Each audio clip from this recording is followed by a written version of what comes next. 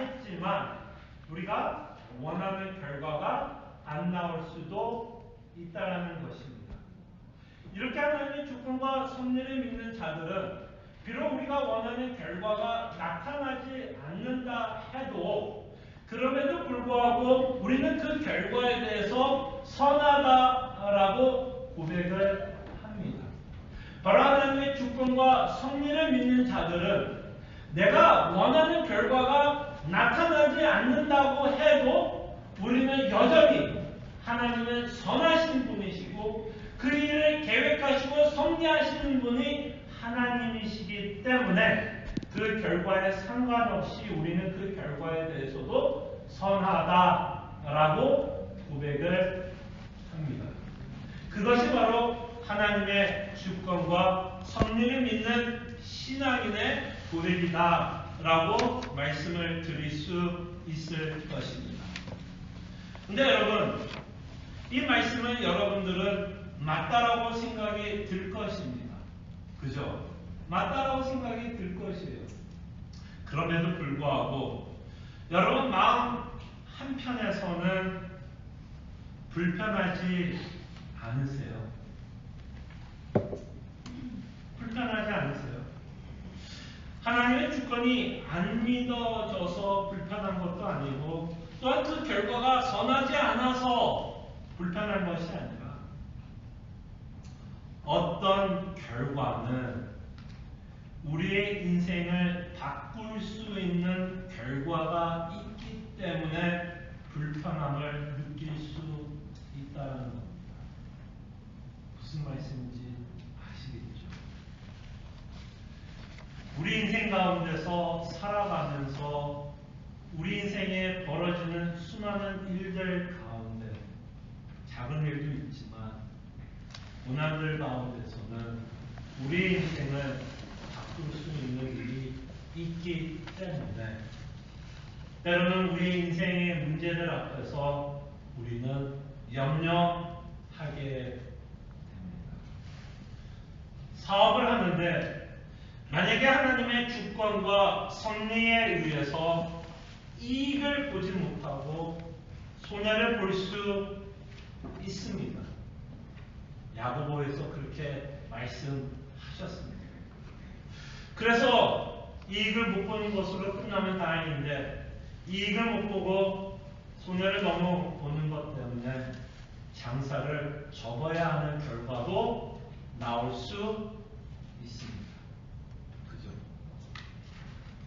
근데 이런 결과는 우리에게 엄청난 영향을 줍니다. 어떤 결과는 우리에게 아무런 영향을 미치지 않는 결과도 있지만 어떤 결과는 우리 인생을 완전히 바꿀 수 있는 결과들이 있습니다.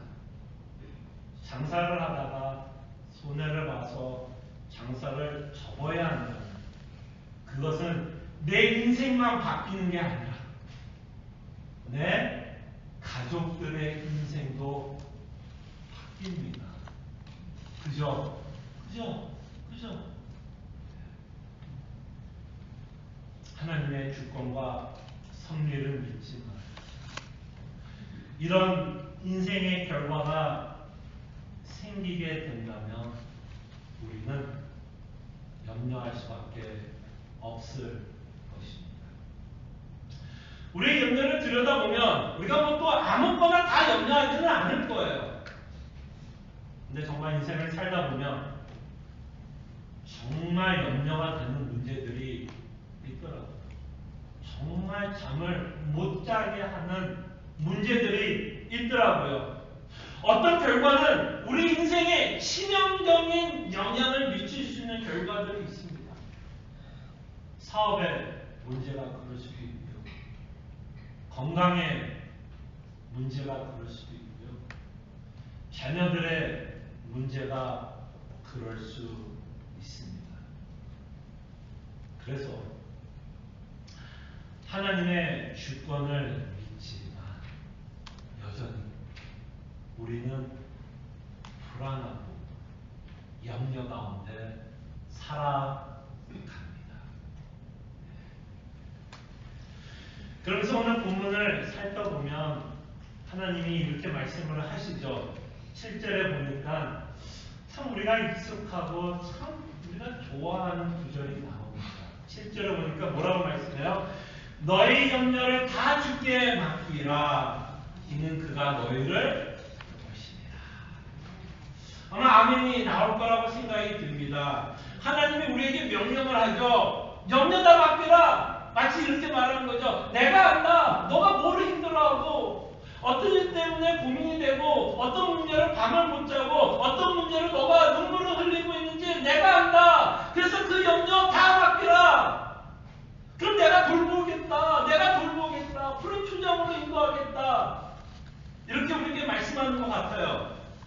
근데 우리는 이 본문을 보면서 어떤 유혹을 받게 됩니다.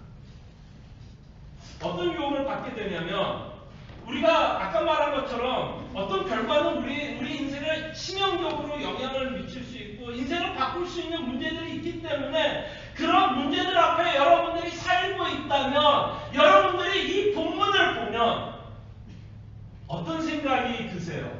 솔직히 어떤 생각이 드세요?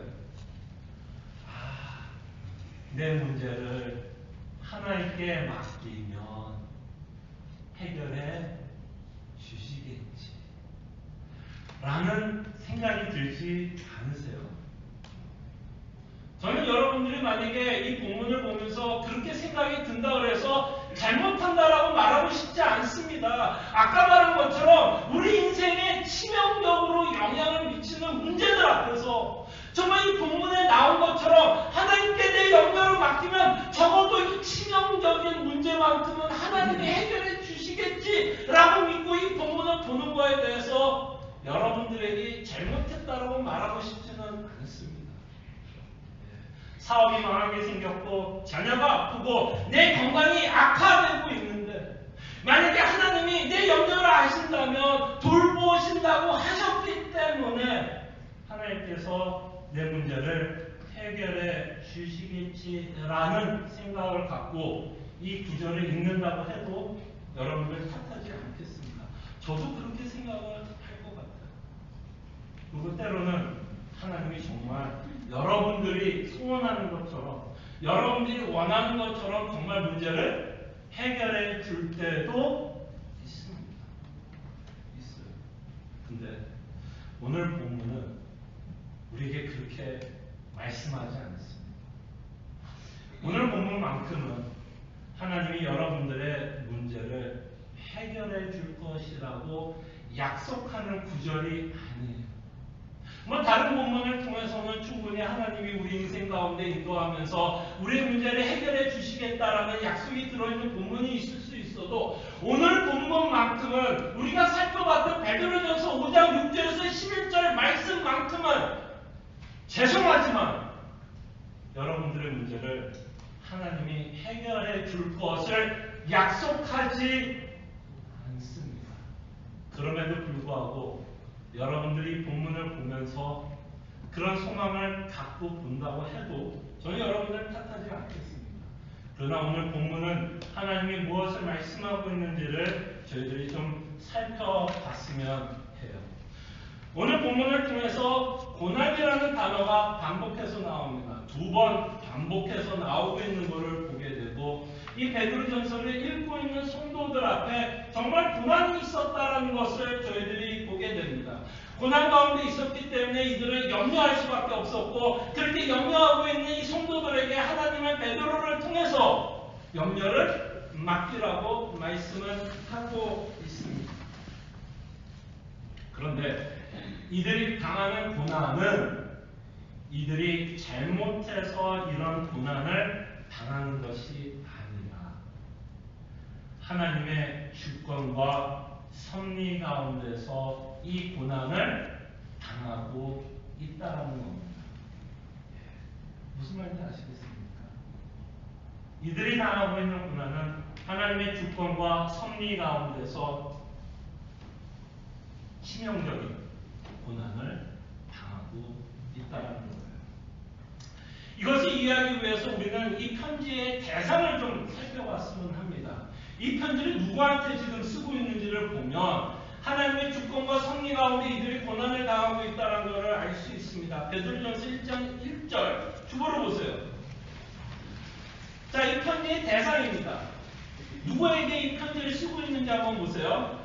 예수 그리스도의 사도 베드로는, 일단 편지를 쓰고 있는 저자가 나오고 있죠. 사도 베드로는 본도, 갈라디아, 갑바도기냐, 아시아와 비두니아의 누구요? 흩어진 나그네에게 이 편지를 쓰고 있습니다. 그랬을 때 이 성도들의 특징이 뭐라고 사도 베드로는 말씀하고 있냐면 흩어진 나그네다라고 표현을 합니다. 자, 그럴 때 우리 질문은 이것이죠. 왜 이들이 흩어진 나그네 인생을 살아갑니까? 집시였어요? 방랑자였습니까? 여행을 너무너무 좋아해서 낙내처럼 살아가기를 원했습니까? 자연인처럼 자연을 너무너무 좋아해서 그냥 떠돌이 인생을 이들이 살아갔습니까? 아닙니다. 아니에요. 이들이 흩어진 이유를 여러분들이 사도행전을 읽어보면 압니다. 하나님이 이들을 흩으셨어요. 왜? 하나님이 예루살렘에 어떤 일이 벌어지냐면 핍박이 이루어집니다.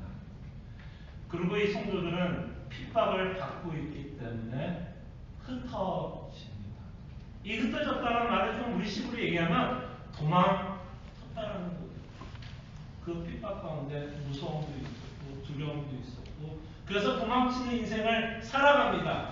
그렇게 도망치면서 누구 때문에 도망치게 되는 거예요? 예수 그리스도를 믿는 것 때문에 이들은 흩어졌어요.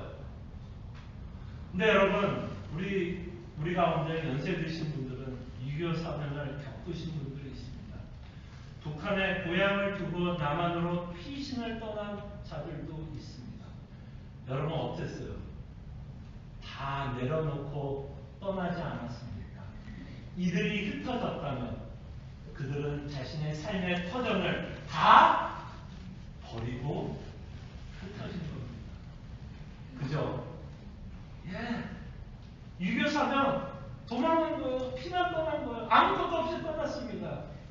근데 왜 하나님을 흩으시고 왜 나그네 인생을 살게 해요? 복음이 땅끝까지 전해지고 이들을 흩으셨다는 거예요. 무슨 말인지 아시겠어요? 이들이 이렇게 고난을 당하는 이유는 엄밀히 말하면 누구 때문에라는 거예요? 엄밀히 말하면 하나님의 계획이 있었고 섭리가 있었기 때문에 이들이 흩어진 나그네 인생을 살아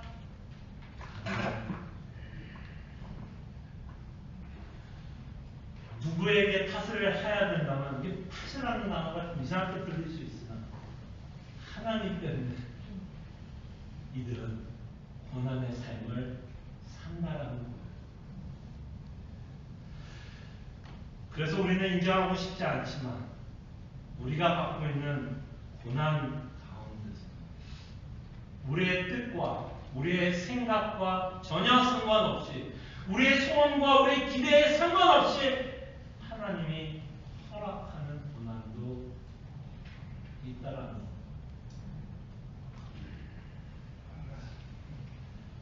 다시 말씀드리면 하나님이 직접 주시는 문제들이 있다는 겁니다. 그래서 우리는 이 본문을 바라보면서 마음을 단단히 붙잡으셔야 돼요. 무슨 말인지 아시겠죠? 해결이 아니라는 얘기입니다. 여러분들의 마음을, 여러분들의 믿음을 단단히 붙잡아야만 이 본문이 우리에게 하시고자 하는 말씀을 우리는 듣게 됩니다. 그저 우리가 이 본문을 보면서 하나님이 해결해 주실 것이로만 생각을 하고 이 본문을 보게 된다면 여러분들은 신앙생활하면서 너무나 큰 오해를 하고 하나님을 믿게 됩니다. 그리고 그 오해는 오히려 여러분들에게 악영향을 미치게 될 거고 오히려 그 오해는 여러분들 하여금 하나님을 더 멀게 느끼게 할 거고 오히려 하나님으로부터 멀어지게 할 수도 있습니다. 아시겠죠? 마음을 단단히 잘 붙잡으시면서 오늘 이 본문을 살펴봤으면 합니다. 그럼 우리는 바르게 이 본문을 살펴봐야 됩니다. 염려를 주께 맡기라. 그가 돌보신다라는 우리는 다르게 살펴봐야 된다는 얘기예요.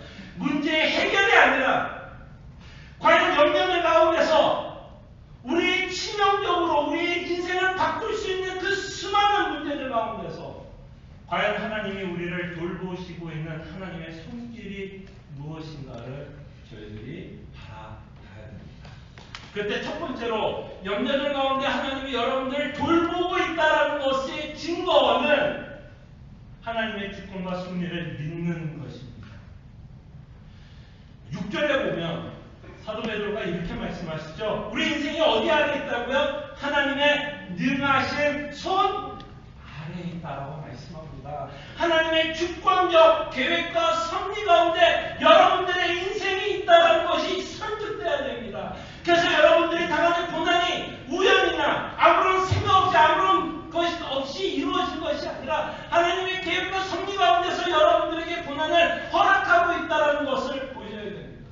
그리고 하나님의 주권과 섭리를 믿는 자들의 특징은 제가 서두에도 말씀드린 것처럼 그 결과가 내가 원치 않은 결과가 일어나더라도 그 일은 선하다라고 고백하는 것이라고 말씀을 드렸습니다.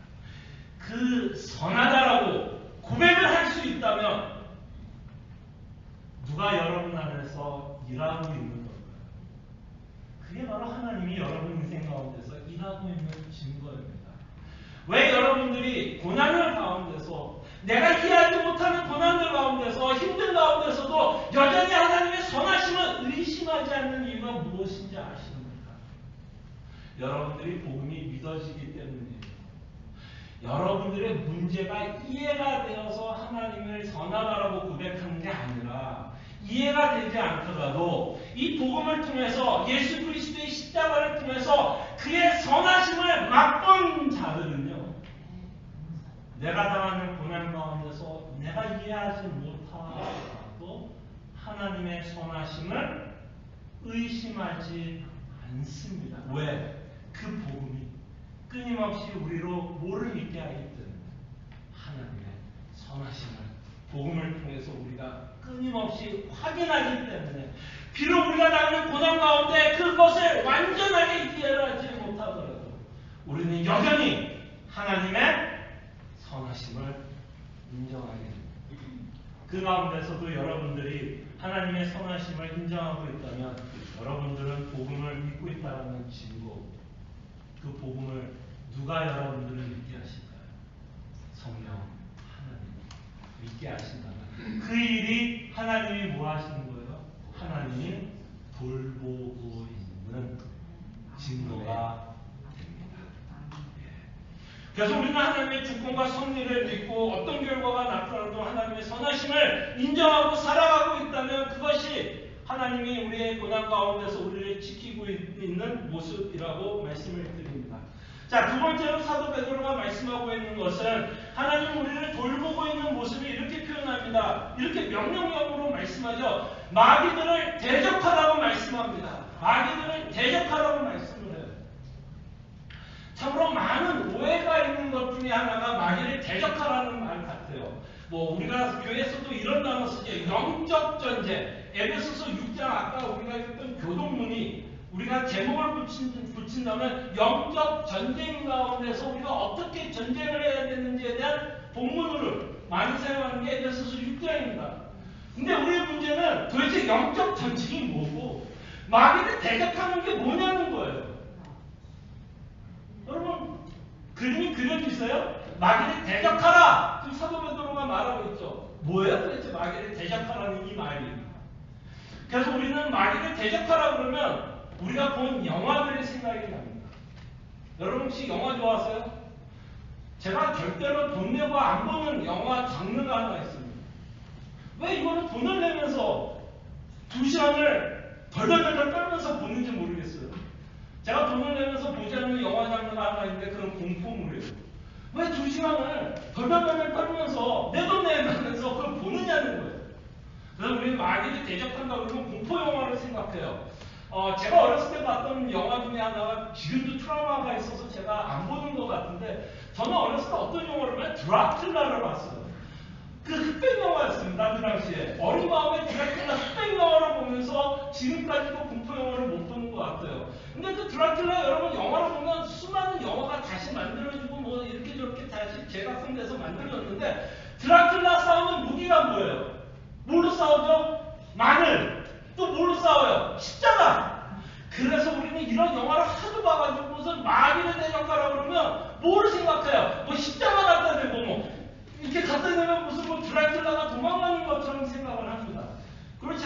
쟁여는 이거 공포물은 아닌데요. 이거는 제 시대 때 굉장히 유행했던 영화가 하나 있었습니다. 그건 저희 시대예요. 그래서 저보다 윗세대들은 이 영화를 잘 모를 수 있는데요. 제가 중학교, 고등학교 때 다닐 때 홍콩 영화들이 굉장히 유행을 했어요. 그래서 뭐 영웅본색, 뭐 이런 영화 혹시 아세요? 주윤발. 이거 끄덕끄덕 하시는 분은 제 세대예요. 모르시는 분들은 제 밑에 위 던질 거예요. 어쨌든 그 재미나는 영화 중에 뭐 어떤 영화가 있으면 강시라는 영화들이 있어요. 강시. 그 강시가 뭐냐면 중국 귀신 얘기예요. 중국 귀신. 한국 귀신은 뭐가 있죠? 도깨비, 처녀 귀신. 중국 귀신은 강시가 있어요. 그러면 여기 어떤 얘기냐면 테마사 얘기예요. 테마사. 강시들은 뭐냐면 이게 죽은 자들이 살아나서 흑털길처럼 빨아먹는 드라큘라 같은 영화인데 이 테마사들이 있습니다. 이 테마사들은요 특징이 뭐냐면 무술이 굉장히 무공이 굉장히 세요. 그래서 어마어마한 무술을 합니다. 그 다음에 이들은 부적을 갖고 다니고 특별한 무기를 갖고 다녀요. 그래서 이 무기는 아무나 쓸 수 있는 무기가 아니라 이 무기를 가지고 귀신들, 흑들이 잡습니다. 그리고 부적들이 있어요. 그래서 야 이거 설교 중에 이런 말 해도 되나 모르겠지만 금강경으로 외웁니다. 막 바냐바냐메 하면서 막 손에서 레이저 광선이 나오고 막 부적이 나가면서 강시에게 막 부적 뜯다 붙으면 강시가 아무것도 못할 게 마귀가 되어서 테마사들이 피치하는 거예요. 그러면 우리가 생각하는 마귀를 대적하는 게 그런 건지 뭐 이런 식으로 우리가 마귀를 대적하는 거예요. 뭐 마귀는 봤어요. 드라큘라는 보인다고 그러고 강신 보인다고 그랬지만 여러분 마귀 본 적 있어요? 뭐 과일 유행이다 뭐 이런 얘기도 하지만 귀신이 어떻게 생겼는지 마귀가 어떻게 생겼는지는 아시나요? 그리고 또 하나 이 마귀를 대적하는 거에 대한 오해, 재미나는 오해인데요. 이런 건 제가 실제로 설교를 통해서 들은 얘기입니다. 목사님이 이렇게 설교를 하더라고요. 마귀를 대적하라고 할 때 성도들에게 이걸 외치라고 가르칩니다. 뭐라고 외치냐고 가르치냐면 설교중에 진짜 이렇게 해요. 주 예수 그리스도의 이름으로 마귀들아 물러갈지어다. 이거를 하고요. 범위로운 거. 성도들이 그걸 뭐 하는지 아세요? 따라합니다. 참 우리 성도들 참 순종적이에요. 목사님이 하라면 다 해요. 우리도 한번 해볼까요? 주 예수 그리스도의 이름으로 마귀들아 물러갈지어다. 우리 교인들은 안 하시죠. 감사합니다. 또 어떤 분들은 이렇게 얘기해요.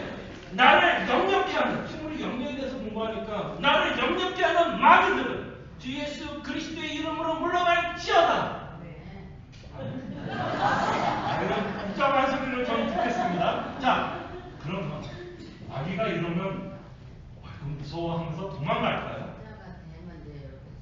정말 우리가 도망갈까요? 정말 영녀들은 이런 식으로 외치고 어떤 부정이나 우리가 갖고 있는 걸로 한다고 이게 대적을 마귀를 대적하는 걸까요?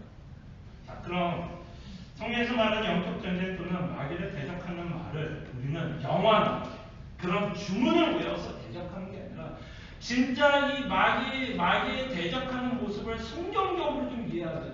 성경은 이렇게 말씀을 합니다. 여러분들 알 거예요. 마귀가 갖고 있는 최고의 무기는 뭘까요? 마귀가 갖고 있는 최고의 무기가 뭐야? 뭐 휘펄기예요? 피 빨아먹는 게 최고의 무기예요? 마귀가 갖고 있는 최고의 무기는요, 속임수예요. 속임수라고요. 뱀이 아담을 속인 것 같이 끊임없이 마귀가 하는 일은 여러분들을 속이는 거예요. 그럴 때 여러분 우리는 지금 염려에 대해서 살펴보고 있습니다. 자, 그럴 때 여러분 염려할 때 어때요? 여러분 머릿속에 수많은 부정적인 생각을 합니다. 재밌죠? 부정적인 결론은 또 다른 부정적인 결론을 낳고요. 이 부정적인 결론은 또 다른 부정적인 결론을 낳습니다. 그러다 보면 해가 떠요, 안 떠요? 그러다 보면 이제 해가 뜨는 거예요. 걱정을 낳고 또 다른 걱정을 낳고 걱정을 납니다. 그 걱정과 함께 그 생각과 함께 그 생각은 우리의 감정에도 영향을 줍니다.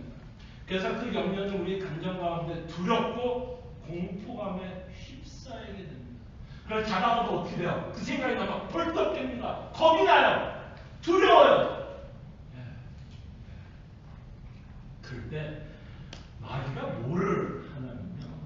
가뜩이나 지금 여러분들의 생각도 복잡하고 여러분들의 감정은 지금 막 요동을 치고 있는데 마귀가 뭐를 하냐면요. 불난 집에 휘발유를 뿌린다라고 생각을 하시면 됩니다. 불난 집에 휘발유 뿌리면 어떻게 해요? 더 화가 타는 거 아니에요? 이제 바베큐 할 때 휘발유 뿌리면서 붙이잖아요. 그런 것처럼 화를 탑니다. 그럴 때 마귀는 여러분들이 그렇게 염려하고 불안하고 공포에 떨 때 어떻게 여러분들을 속이는지 알아요? 하나님을 못 믿게끔 속입니다. 끊임없이 하나님을 의심하는 생각을 여러분 마음속에 머리에 심어 넣는 거예요. 하나님은 주권자라고 우리가 믿고 있는데 내 인생 가운데서 이런 일이 벌어진다면 하나님은 전지전능한 하나님이 아닐 거야. 내 문제 하나도 해결해 주지 못하는 하나님이라면 이런 하나님은 전지전능한 하나님이 아닐 거야. 누가 속삭이는 말인 줄 아세요? 이게 바로 마귀가 여러분들을 속이기 위해서 끊임없이 속삭이는 말이에요. 거기에 우리는 뭐 하는 거예요? 거기에 속는 거예요. 그냥 속는 거예요. 그러다 보니까 의심이 들어가는 거예요. 그래서 마귀가 뭐라고 그래요? 그 고난 가운데 야 웃기지 마라. 하나님이 너를 사랑한다고? 아니야. 너 같은 애를 누가 사랑해? 야 너가 이렇게 고난을 당하는 거 봐라. 야 옆에 있는 형제들 봐. 쟤네들 저렇게 잘 살고 하나님 믿으면 저렇게 잘 되는데 야 네 모습 봐. 얼마나 처량해. 얼마나 불쌍해. 얼마나 초라해. 이러면서 끊임없이 뭐를 의심하게 해요? 하나님의 사랑과 하나님의 선하심을 끊임없이 의심하게 하고 그래서 끝에 가서는 마귀가 뭘 하냐면 여러분들을 결국 세뇌를 시켜버립니다. 그래서 성경에 나와 있는 하나님을 믿지 못하게 하고 마귀가 하는 그 소리를 믿게 한다는 거예요. 근데 마귀가요 바보는 아니에요. 여러분 그러다고 여러분들이 하나님의 사랑에서 끊어지느냐? 끊어질 수는 없어요. 하나님이 여전히 여러분들을 사랑합니다. 그러나 마귀의 속삭임을 통해서 여러분들은 의심하게 되고 마치 느낌상 어떤 느낌을 갖게 해요. 하나님이 나를 사랑하지 않는 것 같은 느낌을 준다는 거예요. 이걸 뭐하라는 거예요? 사도 베드로가 대적하는 거예요. 아멘. 이 마귀의 속삭임에 속지 말라는 거예요. 내 상황과 환경 때문에 하나님의 선하심을 의심하지 말라는 겁니다. 그런데 여러분 다시 한번 여러분들의 상황과 환경 가운데 마귀가 하는 그 말에 속지 않기 위해서는 사실은 또 무엇이 잘 믿어져야 되는지 아세요? 복음이 믿어지셔야 돼요. 끊임없이 그 복음이 믿어지셔야 뭐를 의심하지 않는다고요? 하나님의 선하심과 하나님이 얼마나 나를 사랑하고 있으면 우리 인생을 인도하고 있는 것을 의심하지 않게 됩니다. 그래서 빌립보서에 보면 아무것도 염려하지 말라면서 하나님께 기도를 하라고 그러죠. 사도 베드로가. 그럴 때 하나님이 뭐를 약속해요? 우리의 문제를 해결해 줄 거다? 아니요. 우리의 생각과 마음을 뭐 하신다고요? 지켜주신다라고 말하고 있죠. 그 지키는 과정이 뭘까요? 그게 바로 마귀가 대적하고 있는 모습이에요. 수많은 범위, 수많은 그 생각들, 여러분과 하나님의 관계를 의식케 하는 그 수많은 생각 가운데 하나님이 여러분들을 어떻게 돌봐요? 그 복음을 믿게 해요. 그 복음을 믿게 해요. 그래서 여러분들은 담대하게 뭐라 그래? 야, 웃기지 마. 거짓말하지 마. 네가 아무리 뭐라 그래도 하나님은 사랑이시여. 네가 아무리 그래도 하나님이 전지전능한 하나님이야. 네가 아무리 그래도 하나님이 선하셔. 라는 믿음의 고백을 하면서 저희들이 살아갑니다. 이게 뭐 하는 거예요? 이게 마귀를 대적하는 거예요. 십자가 갖다 내고 외치는 거. 그게 마귀를 대적하는 게 아니라 끊임없이 복음을 믿으면서 하나님을 의심하지 않고 그를 오해하지 않고 살아가는 것이 마귀를 대적하며 살아가고 있는 우리의 모습인 것을 믿으시기를 바랍니다. 근데 이제 마지막으로 여러분들에게 가장 불편한 말씀을 드리겠습니다. 저도 이 말은 굉장히 불편합니다. 여러분들이 염려하는 일들은 다 어디에서 시작하는 거냐면 상상의 세계에서 벌어지는 일이에요. 그죠? 야, 이런 일들이 벌어지면 그러면서 뭐 하는 거예요? 그러면서 염려하는 거예요. 그 일이 벌어졌어요? 안 벌어졌어요? 안 벌어졌는데 그 일이 벌어지면 하면서 우리가 염려하는 거예요. 근데 이제 문제는 여기에 있습니다. 여러분들이 염려하는 일이 실질적으로 벌어질 수 있다는 거예요. 그죠? 상상만 해도 힘들어 죽겠는데 그 염려했던 일이 정말 우리 인생 가운데서 이루어질 수 있어요. 내가 아무리 사업을 열심히 했는데 손해보고 희생하고 결국에는 사업을 접어야 되는 순간이 상상의 세계만이 아니라 실질적인 나의 삶 가운데서 이루어질 수 있어요. 아마 인생생활하면서 한 번씩은 다 겪어봤을 거예요. 그런데 건강이 지금 안 좋은데 이것보다 더 나빠지면 안 되는데 근데 그 일이 벌어질 수 있어요. 내 자녀의 문제를 생각하면서 이러면 안 되는데 그 상상했던 그 일이 내 자녀 가운데 일어날 수 있어요. 그리고 우리 교인들 가운데 실질적으로 본인들이 상상했던 그 일들이 자신의 인생 가운데서 실질적으로 벌어지는 인생을 사시는 성도들 있어요. 그리고 가끔 제가 참 쓸데없는 염려를 합니다.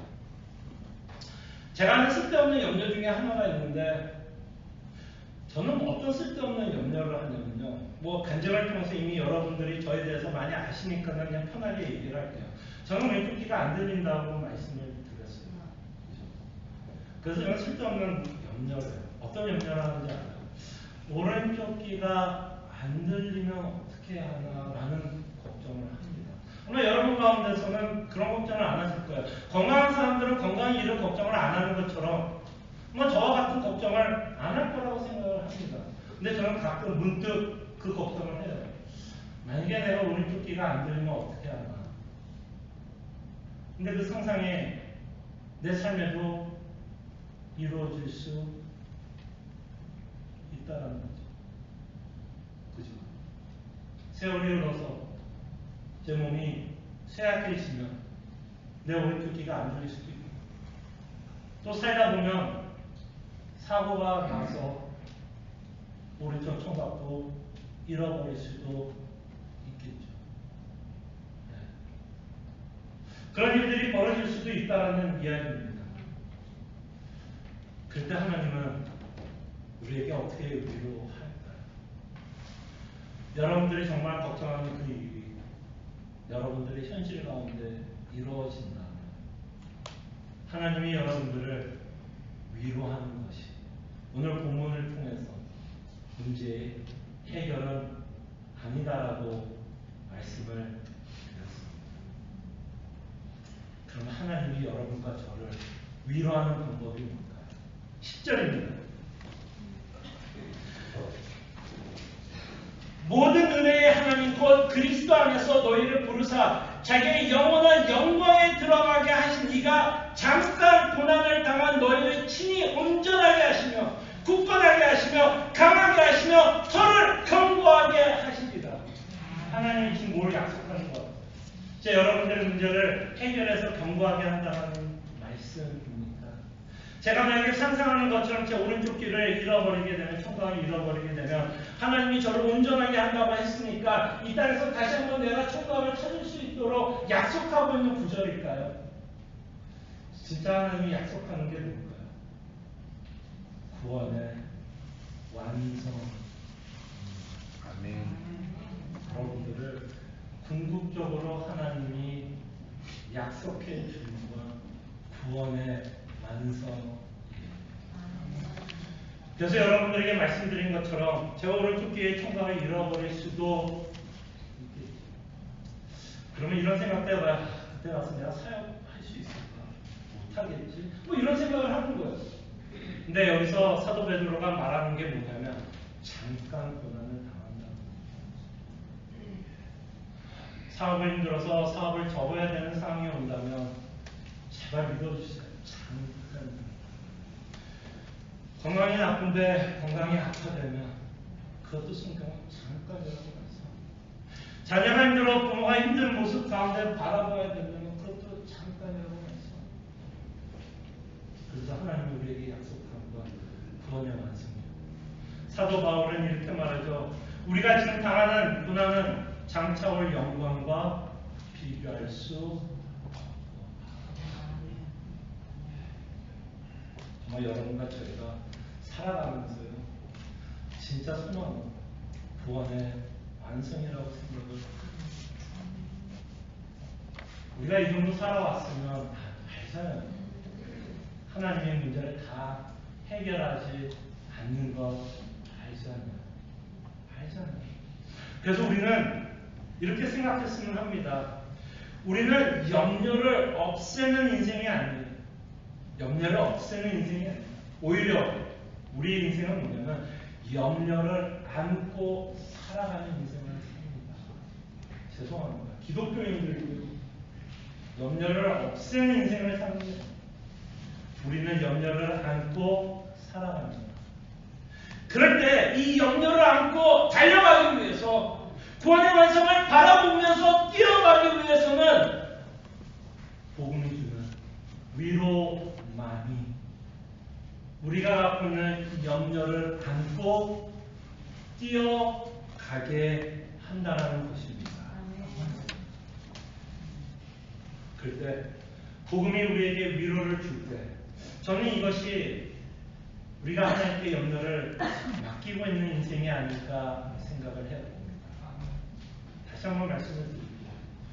우리 인생의 염려를 하나님께 맡기는 우리의 모습은 복음을 믿고 그 복음이 나에게 위로와 소망과 위로와 기쁨이 만족이 된다면 그것이 뭐하는 걸까요?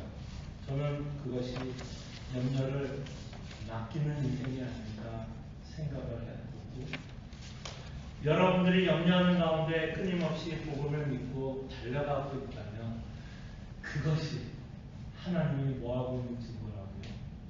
돌보시고 있는 증거라는 것을 믿으시기를 바랍니다. 아멘. 기도하죠.